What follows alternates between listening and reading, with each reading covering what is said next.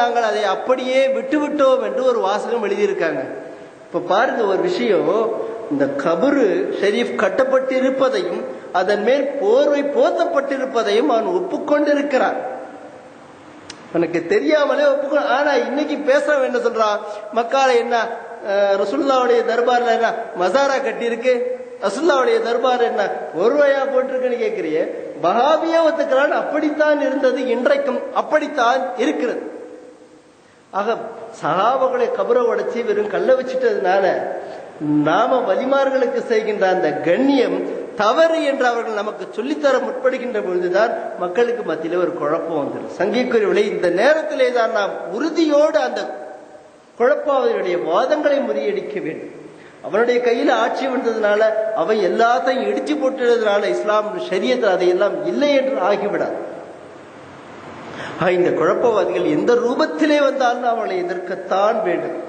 அஷ்ரஃப் அலி தானவியுடைய விஷயத்திற்கு நான் வந்தேன். ஃபைதிஷாவுடைய ஷேக் நூரிஷாவை பத்தி நாம இப்ப பேசிக்கிட்டு இருக்கோம். இவரை பேக்கிறதுக்கு முன்னால, இவரை பத்தி சில விஷயங்களை பேசுறதுக்கு முன்னால நாம் அஷ்ரஃப் அலி தானவியை பத்தி சில விஷயங்கள் கட்டாயம் தெரிந்தாக வேண்டும். யார் இந்த அஷ்ரஃப் அலி தானவி? மீரட் மௌலானா முகமது அப்துல் அலீம் அவர்கள் எழுதியிருக்கிறார்கள். அதை நம்முடைய ஷேக்னா அல் ஆரிபில்லா ஷேக்குல் காமில் ஷேக் அப்துல் காதிர் ஆலிம் சூஃபி அவர்கள் மொழிபெயர்த்து வெளியிட்டு இருக்கிறார்கள். அப்பவே வந்த புத்தகங்கள். இதுல முழுக்க முழுக்க அஷ்ரஃப் அலி தானவியினுடைய இந்த அராஜகங்களை பத்தி, அவன் செய்த ஒரு தவறான ஒரு வார்த்தைக்கும் அவன் செய்த மோசடித்தனத்தையும் இதில் விளக்கி எழுதியிருக்கிறார்கள். விளக்கி எழுதிவிட்டு அவன் மேலில் குஃப்ருவத்துவாயும் கொடுத்திருக்கிறார்.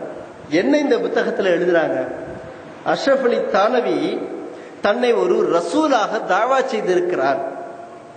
தன்னை ஒரு ரசூலாக தாவா செய்திருக்கிறான். அதனால தான் இந்த அஷ்ரஃப் அலிக்கு முன்னால உள்ள இந்த காசிம் நானூத்தவி என்பவன் சொல்றான், காத்தமன் நபி என்ற வார்த்தைக்கு இறுதி நபி என்பது பொருள் அல்ல. நாயகம் ஸல்லல்லாஹு தஆலா அலைஹி வஸல்லம் அவர்களுக்கு பின்னால் ஒரு நபி வந்தாலும் ரசூலுல்லாஹ் தான் காத்தமுன் நபி.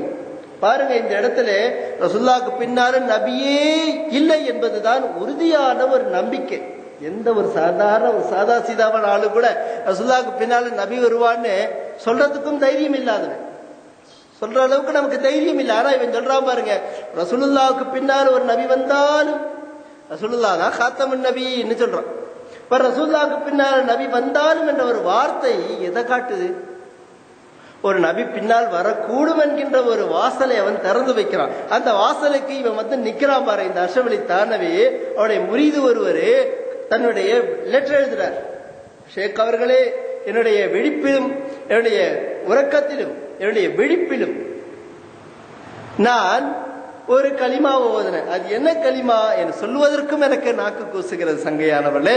அது முஹம்மது என்ற வர இடத்துல ஸலவாத் ஓதுனா எப்படி ஓதுவோம்? அல்லாஹும்ம ஸல்லி அலா சய்யிதினா முஹம்மதின் என்று தானே ஓதுவோம். இந்த இடத்துல அவன் அந்த முஹம்மது இடத்துல அஷ்ரஃப் அலி என்ற ஒரு பேரை வச்சு ஸலவாத்து ஓதுறான். எப்படி லெட்டர் எழுதுறான், நான் விழிப்பிலேயும் இவ்வாறே திரும்ப திரும்ப ஓதுகிறேன், இதை என்னால் கட்டுப்படுத்த முடியவில்லை. இதுக்கு அவன் பதில் எழுதுறான் பாருங்க, உன் மீது நன்மாராயம் சொரியப்பட்டிருக்கிறது. இது தப்புன்னு எழுதல, அது ஒரு ஹால. இதுக்கு இதை நாம கேட்டா இந்த கலீல் அஹ்மத் கேர்னூரின்னு ஒரு ஆள் உண்டுங்க தமிழ்நாட்டில் தப்லீக் ஜமாத்துடைய மிக முக்கியமான 2 பேர்ல இவன் ஒருத்த. 2 பேர் யாரு? அதிராம்பட்டினம் அப்துல் லத்தீப் ஆலிம் சாண்டு ஒரு ஆளு, இந்த கீரனூர் கலீல் அஹ்மத் ஒரு ஆள். இந்த ஆளு தப்லீக் ஜமாத் பற்றிய தவறான குற்றச்சாட்டுகள் என்ற கிதாபுல இதுக்கு ஒரு வழக்கம் எழுதி வச்சிருக்க.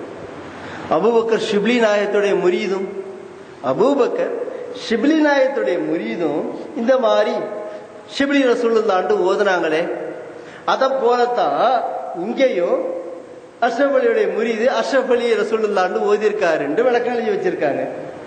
நம்ம ஷேக்நாதர் கேட்கிறாங்க, ஷிப்லி நாயகத்துடைய ஹாலுக்கு மஜ்தூபுடைய ஹால், 2வது அவர்கள் ஹாலுக்கு வந்தது பின்னால அது தவறு என்று கண்டித்திருக்கிறார்கள். வரணி செய்யக்கூடாது கண்டித்திருக்கிறாங்க. ஆனா இந்த ஆளு அவனே தெளிவா எழுதுறான், நான் தெளிவுல நான் விழித்திருக்கின்ற பொழுது இப்படியே ஓதுறேன். இவனும் தெளிவான ஒரு நிலையிலேயே லெட்டர் எழுதுறான், உன் மீது அல்லாஹ்வுடைய நன்மாராயம் சொரியப்பட்டு கொண்டிருக்கிறது. அப்ப இவன் தன்னை ஒரு ரசூலாக நிலைநிறுத்துவதற்கு முற்படுகிறான். இதைத்தான் அப்துல் அலீம் மீரட் மௌலானா போய் கேட்கிறாங்க, நீ எப்படிடா ரசூலுல்லான்னு ஒருத்தன் ஓதுனதா ஆமோதிச்ச? நீ எப்படி ஆமோதிச்ச? பல மேடைகளிலே பல நாட்கள் அவகாசம் கொடுத்து கேட்கப்பட்ட எதற்குமே இந்த அஷ்ரஃப் அலி தானவி பதில் கொடுக்காமல் விரண்டு ஓடியதை தான் அவன் பெயர் வைத்திருக்கிறார்கள். புலியை கண்டு கழுதைகள் ஓட்டம் என்று பெயர் வைத்து அந்த கிதாபிலே அந்த எப்பவெல்லாம் சந்திச்சாங்க, என்னெல்லாம் கேள்வி கேட்டாங்க, அவன் எப்படியெல்லாம் மழுப்பலான பதில் கொடுத்து ஓடி போன முடிவாக எழுதுகிறார்கள். இறுதி வரையிலும் அந்த ரசூலுல்லாஹ்வுடைய தாவாவை அவன் மறுக்கவே இல்லை என்று தான் அந்த கிதாபை முடிக்கிறான். இது மட்டும் இல்லைங்க, கொஞ்சம் உங்களுடைய இதயங்களை பலமாக்கிக் கொள்ளுங்கள். சங்கிக்குள்ளே நாயம் ஸல்லல்லாஹு தஆலா அலைஹி வஸல்லம் அவர்கள் மீது உயிரினும் மேலாக நேசிக்கக்கூடிய நெஞ்சங்கள் இதை தாங்கிக் கொள்ளவே கொள்ளாது.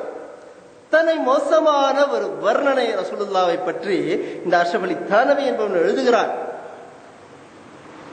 நாயம் ஸல்லல்லாஹு தஆலா அலைஹி வஸல்லம் ஒன்றும் இல்லை, அதெல்லாம் தமிழ்லேயே போட்டிருக்காங்க, தமிழ்லே போட்டு வச்சிருக்காங்க. அஷ்ரஃப் அலி தானவியினுடைய புத்தகம்னு சொல்லிட்டு நம்ம சேட் சாப்பிட்டா மதுரையிலேருந்து கஷ்டப்பட்டு வாங்கிட்டு வந்து கொடுத்தார்.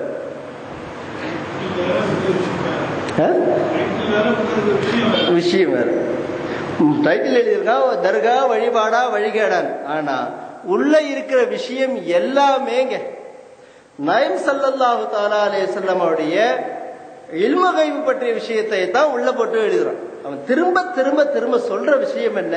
ரசூலுல்லாஹ்க்கு மறைவான ஞானம் இல்லை. அதாவது ஆலிம்சாக்கு தெரிய விஷயம் உங்களுக்கு தெரியாம இருக்கலாம். இதுல ஆலிம்சாக்கு என்ன விசேஷம் இருக்கு? ஆலிம்சாக்கு தெரிஞ்ச விஷயத்தை விட எனக்கு அதிகமாக இருக்கலாம். இப்ப இதுல என்ன இருக்கு? ஆளுக்கு கொஞ்சம் கொஞ்சம் விஷயம் அதிகமா தெரிஞ்சிருக்கலாம், சில கம்மியா தெரிஞ்சிருக்கலாம். இதை போலத்தான் ரசூலுல்லாஹ்க்கும் சில விஷயங்கள் கூடுதலாக தெரிந்திருக்கலாம். இதுல ரசூலுல்லாஹ்வுக்கு என்னப்பா சிறப்பு இருக்கு? அவர் மிசால வேற எழுதுறான், பைத்தியக்காரனுக்கும் குழந்தைக்கும் மிருகங்களுக்கும் இருக்கின்ற அறிவுதான் நாயம் ஸல்லல்லாஹு தஆலா அலைஹி வஸல்லம் அவர்களுக்கு இருக்கிறது. இதுல என்ன சிறப்பு இருக்குன்னு கேட்க. நவுசு பில்லாஹி மின் தாலிக். அல்லாஹ் தஆலா இது போன்ற தவறான வாசகங்களை கேட்கறத விட்டு என்னுடைய ஈமானை அல்லாஹ் பாதுகாப்பான. நாயம் ஸல்லல்லாஹு தஆலா அலைஹி வஸல்லம்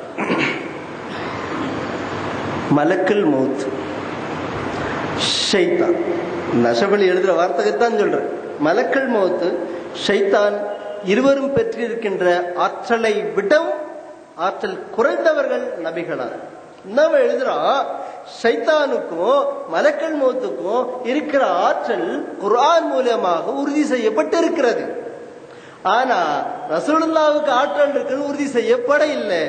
அதனால ரசூலுல்லாஹ்வுக்கு ஆற்றல் இருக்கிறது என்று சொல்வது குஃப்ராகும் என்று எழுதி வச்சிருக்காங்க. பாருங்க, இப்படி ரசூலுல்லாஹ்வை கொண்டு ஈமான் கொண்ட ஒரு மூமின் இதையெல்லாம் சொல்லுவானா? கொஞ்சம் யோசிங்களேன். ரசூலுல்லாஹ்வை நபி என்ற ஒரு மூமின் இதையெல்லாம் முதல்ல சிந்திப்பானா? ஆக இப்படியெல்லாம் சிந்திக்கிறார்கள் என்று சொன்னால் இவர்கள் எல்லாம் யாரு? வெளிரங்கத்தில் ஈமான் கொண்டு அந்த ரங்கத்திலே குஃப்ரியத்தில் இருக்கக்கூடிய இந்த முனாஃபிக்குகளுக்கு தான் இப்படிப்பட்ட ஒரு சிந்தனை வருமே தவிர மூமின்களுக்கு இந்த சிந்தனை நிச்சயமாக வராது. இல்லைன்னு சொன்னா ஹம்ஃப்ரேவினுடைய வார்த்தைக்கு கட்டுப்பட்டு முஹம்மது பின் அப்துல் வஹாப் இல்லாத ஒன்ன ஒரு புது மதுஹபா உண்டாக்கி அதை கிதாபு தௌஹீத் என்ற பெயர்ல அதை கோர்வை செஞ்சு அதன் பேர்ல உலகத்தில் நடந்த எத்தனையோ அநியாயங்களும் அழிச்சாட்டியங்களையும் பார்த்து அதை இந்தியாவுக்குள்ள கொண்டு வந்தான் பாருங்க. இஸ்மாயில் தெஹ்லவி என்று சொல்லக்கூடியவனும் சையத் அஹ்மது பரேலி என்று சொல்லக்கூடியவன், இவர்களை பற்றியும் ஷேഖ்நாத் அப்போதே எழுதியிருக்கிறார். இந்தியாவுக்குள்ளே கிதாபு தௌஹீத் என்று சொல்லக்கூடிய வஹாபிய மூல நூலை கொண்டு வந்தது இஸ்மாயில் தெஹ்லவி என்று சொல்லக்கூடியவனும், அவனுக்கு துணையாக நின்று பல ஊர்களுக்கும் சென்று தௌஹீதை இஸ்லாம் இன்னைக்கு எப்படி இந்த தப்லீக் ஜமாத்து காரணம் தொழுகை தொழுகை தொழுகைன்னு பேசுறானோ, இந்த பிஜே குரூப் ஆளுகள் தௌஹீது தௌஹீது தௌஹீதுன்னு பேசுறானோ, இதே பாலிசியை இவர்கள் இருவரும் கடைபிடித்து சையத் அஹ்மத் பரேலி என்பவனும் இஸ்மாயில் தெஹ்லவி என்பவரும் பல ஊர்களுக்கும் சுற்றித் திரிந்த பொழுதுதான் பஞ்சாபிலே உள்ள அந்த பட்டான்கள் அவர்களை வெட்டி காக்கைக்கு இரையாக போட்டு விட்டார்கள். இந்த விஷயத்தையும்